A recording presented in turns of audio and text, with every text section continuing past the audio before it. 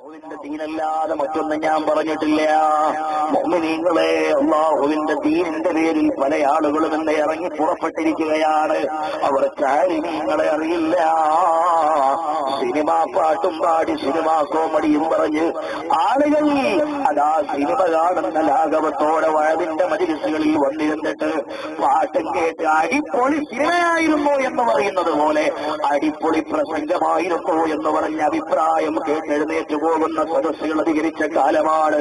അല്ലാഹുവേ, പണം പറഞ്ഞിട്ട് ദീൻ പറയാൻ വരുന്ന അത്തരം കച്ചവട ചരക്ക് പോലെ അല്ലാഹുവിന്റെ ദീനിന്റെ വേദികളെ വിനിയോഗിക്കുന്ന ദുഷിച്ച ആളുകളിൽ നിന്ന് ഈ സമുദായത്തെ രക്ഷപ്പെടുത്തണേ അല്ലാ. മുൻഗാമികളായ ആലിമീങ്ങൾ നമുക്ക് വേള് പറഞ്ഞു തന്നില്ലയോ? അഹമ്മദ് കോയ ശാലിയാത്തി തങ്ങൾ വേള് പറഞ്ഞു തന്നില്ലയോ?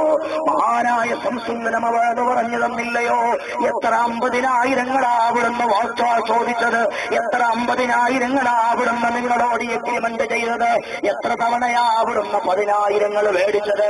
സഹോദരങ്ങളെ, നിസ്വാർത്ഥവും നിഷ്കളങ്കവുമായ ഹിദ്മത്തല്ലയോ നമ്മുടെ ഉലമാക്കൾ നടത്തുന്നത്? ഇന്ത്യ രാജ്യത്ത് 2415 പള്ളികൾ നിർമ്മിച്ചയാളാണ് കമറുലുലമാ കാന്തപുരം ഉസ്താദ്.